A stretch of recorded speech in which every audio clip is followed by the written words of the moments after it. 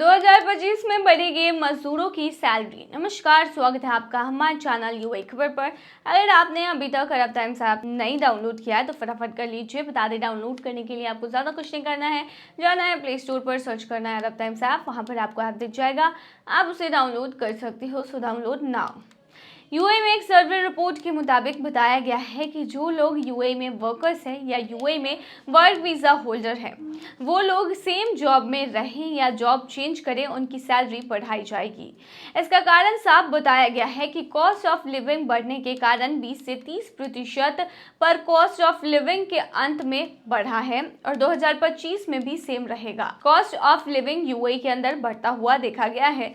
इसका मतलब है कि सैलरी भी बढ़ाई जाएगी। कुछ मुख्य क्षेत्र जिनमें सैलरी बढ़ोतरी जरूरी है। अगर आप किसी दूसरी कंपनी में वीज़ा रिन्यू करवा रहे हैं या किसी दूसरे वीज़ा के लिए आवेदन कर रहे हैं तो अपनी सैलरी बढ़वाना बिल्कुल भी ना भूलें।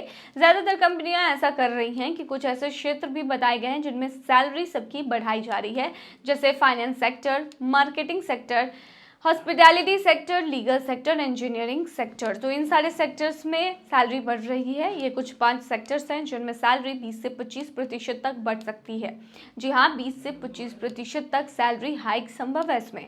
तो अगर आपका रिन्यूअल या वीज़ा चेंज है तो आप ये कह सकते हैं और अपने नए कॉन्ट्रैक्ट में ये ज़रूर करवा लें और 2025 में आपको बढ़ी हुई सैलरी मिलेगी। तो बता दें कि 2025 में मौका अच्छा है। अगर आप जॉब चेंज कर रहे हैं तो ऑफकोर्स आपकी सैलरी बढ़ जाएगी। डिमांड रखें खुद से आगे बढ़ के, तभी ऐसा होगा। आपको बता दें, दुनिया की अग्रणी जॉब और रिक्रूटमेंट कंपनी ग्लासडोर पर उपलब्ध जितनी भी इंफॉर्मेशन है उसके अकॉर्डिंग दुबई में मजदूरों को मिलने वाली एवरेज सैलरी 2000 दिरहम है। भारतीय रुपए के अनुसार ये वेतन 45,000 है। वहीं वेज सेंटर वेबसाइट की रिपोर्ट के अकॉर्डिंग दुबई की लोकल एनालिस्ट एजेंसियों के अनुसार 2023 में संयुक्त अरब अमीरात में न्यूनतम वेतन 600 से 3000 दिरहम प्रति महीने के बीच है। भारतीय रुपए में ये रकम 13,000 से 68,000 तक बैठती है। हालांकि सैलरी स्केल कर्मचारी और कंपनी की योग्यता पर डिपेंड करता है। अगर आप दुबई के किसी होटल में बतौर वेटर काम करते हैं तो आपको बतौर सैलरी 10,070 दिरहम यानी 2 लाख रुपए तक मिल सकते हैं। एक डेंटिस्ट को दुबई में 39,000 दिरहम तक का वेतन मिल सकता है, जो भारतीय रुपए में 8 लाख रुपए से ज्यादा होता है। इंटरनेशनल ह्यूमन रिसोर्सेज ऑर्गेनाइजेशन के अकॉर्डिंग यूएई में यानी दुबई में 2023 में एवरेज सैलरी 16,500 दिरहम रही है, जो भारतीय रुपए में 3,74,000 रुपए बैठती है। तो आप देख सकते हैं कि कितनी ज़्यादा सैलरी मिलती है। तो अगर 2025 में कदम रख रहे हैं और आपका कॉन्ट्रैक्ट रिन्यूअल का समय है या फिर कंपनी न्यू ज्वाइनिंग है तो सामने से डिमांड रखें सैलरी बढ़ाने की। और ऐसा नहीं है तो फिर भी कुछ कंपनियां जो हैं वो हाइक देगी 2025 में। ये काफ़ी ज़्यादा संभव बताया जा रहा है। यूए में 2025 में होंगे 5 नियम लागू। देखिए, नया साल अब ज्यादा दूर नहीं है। यूए नेशनल डे के बाद अब नए साल की तैयारी चल रही है। तैयारी सिर्फ फायर क्रैकर्स इवेंट को लेकर ही नहीं है, बल्कि तैयारी नियमों को लेकर भी की जा रही है। बता दें, 2025 में यूए में 5 नियम लागू होने वाले हैं और कौन कौन से वो नियम होंगे, क्या क्या चेंजेस होंगे, चलिए बताते हैं डिटेल में। सबसे पहला है फेडरल ट्रैफिक लॉ यानी संघीय यातायात कानून। आने वाले 29 मार्च को यातायात नियमों में काफी बड़ा बदलाव आपको देखने को मिलेगा।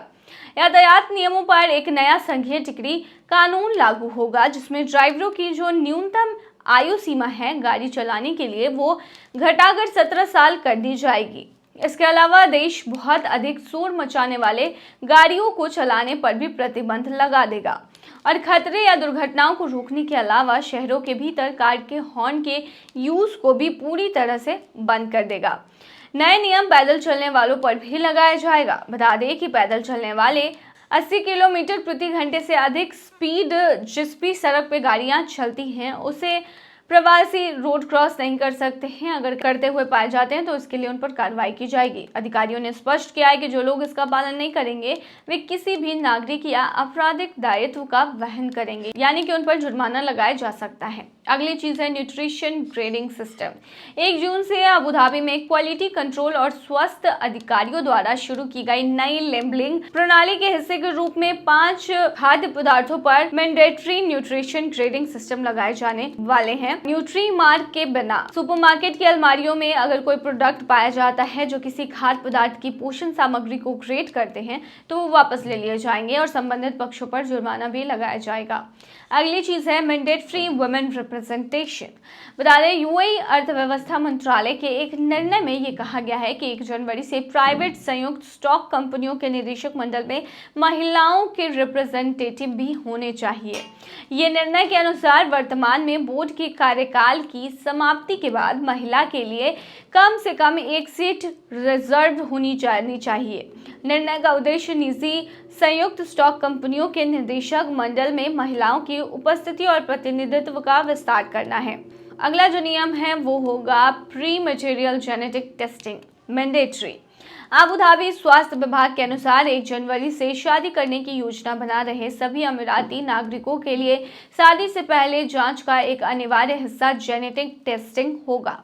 2019 में यूएई जीनोम कार्यक्रम शुरू किया गया था और 2021 में शेख खालिद बिन मोहम्मद बिन जायद के नेतृत्व में यूएई जीनोम परिषद की स्थापना की गई थी।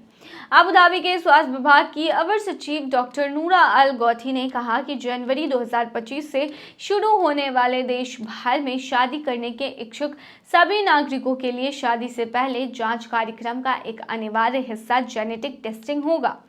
अमीरातीकरण लक्ष्य ये आखिरी नियम होगा। बता दें, 2025 में अमीरातीकरण लक्ष्य पर ज्यादा ध्यान दिया जाएगा। 20 से 49 कर्मचारी वाले प्राइवेट सेक्टर की कंपनियों को कम से कम 2 अमीराती नागरिकों को काम पर रखना होगा। मानव संसाधन और अमीरातीकरण मंत्रालय ने कहा है कि पहले इस आदेश में केवल 50 या उससे अधिक कर्मचारी वाली कंपनी ही होती थी, यानी उन्हीं पे ये लॉ लगता था, लेकिन अब ऐसा नहीं होगा। इस आकार के गैर अनुपालन प्रतिष्ठानों पर इस साल लक्ष्य को प्राप्त नहीं करने पर 96,000 दिरहम की वित्तीय योगदान का सामना करना पड़ेगा, जिसे जनवरी से लिया जाएगा। 2025 के अमीरातीकरण टारगेट को पूरा नहीं करने वाली प्राइवेट कंपनियों पर जुर्माना भी लगाया जा सकता है और इसे जनवरी 2026 में वसूला जाएगा। और जो लोग झूठा अमीरातीकरण का ढोंग करेंगे उनके ऊपर 20,000 सऊदी रियाल से 1 लाख सऊदी रियाल तक का जुर्माना लगाया जाएगा। तो ये सभी नियम जो हैं वो अभी से फिक्स हैं कि 2025 में लगने वाले हैं और 2025 आने के बाद और भी नियम आ सकते हैं। क्या आपको भी चाहिए रेंट पर खूबसूरत पत्नी? दुनिया का एक प्रमुख पर्यटन स्थल थाईलैंड को माना जाता है और कई देशों से पर्यटक इस देश के खूबसूरत समुद्र तटों पर देखने आते हैं। समुद्र तटों को हाल ही में किताब के सामने आने के बाद थाईलैंड में किराए में पत्नी के चलन को लेकर चर्चा शुरू हो गई है। थाईलैंड दुनिया का एक प्रमुख पर्यटन स्थल है और कई देशों के पर्यटक इस देश की खूबसूरत समुद्र तटों को देखने आते हैं। समुद्र से घिरा होने के कारण यहाँ साल भर पर्यटकों का आना जाना लगा रहता है।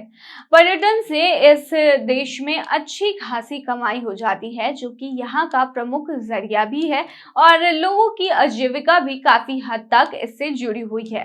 थाईलैंड का जिक्र पर्यटन के हवाले से ही किया जाता है, लेकिन इस देश की चर्चा कुछ और कारणों से भी होती है। हाल ही में किताब के सामने आने के बाद थाईलैंड में रेंटल वाइफ के चलन को लेकर नई बहस छिड़ गई है।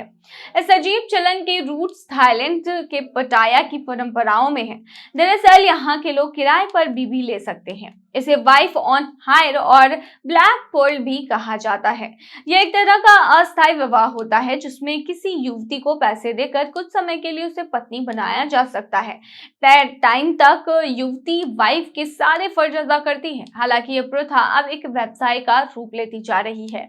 हाल ही में लाइवोट इमैनुअल किताब Thai taboo the rise of wife rental in modern society exploring love commerce and controversy in Thailand wife rental phenomenon है। इस बुक ने इस चलन के बारे में पूरी दुनिया को बताया है। इस किताब में बताया गया है कि थाईलैंड में पत्नी को किराए पर रखने की विवादास्पद प्रथा कैसे तेजी से आगे बढ़ रही है और यह आय का एक प्रमुख स्रोत बन रही है। इस देश यानी थाईलैंड में बड़ी संख्या में विदेशी पर्यटक आते हैं। देश में दूर दराज और ग्रामीण इलाकों की लड़कियां पैसे के लिए पर्यटकों की रेंटल वाइफ बनती हैं। यह ट्रेंड थाईलैंड के पटाया के रेड लाइट इलाके बार और नाइट क्लबों में अपने व्यवसाय चलाते हैं।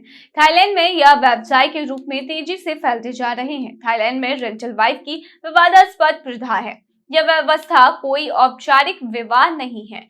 एक स्थायी कॉन्ट्रैक्ट होता है और कुछ दिनों से लेकर कई महीनों तक के लिए किया जाता है। महिलाएं पैसा कमाने और परिवार का भरण पोषण करने के लिए इस तरह के काम करती हैं। ये महिलाएं मुख्य रूप से बार या नाइट क्लब में काम करती हैं और बेहतर ग्राहक मिलने पर रेंटल वाइफ बन जाती हैं। किराए की रकम महिला की उम्र, सुंदरता, एजुकेशन और टाइम के अकॉर्डिंग होती है। रकम $16,000 से $1,16,000 तक हो सकती है। इस प्रथा को लेकर थाईलैंड में कोई कानून नहीं है। तो ये काफी अजीबोगरीब प्रथा है, लेकिन ये थाईलैंड में काफी ज्यादा चलन में है।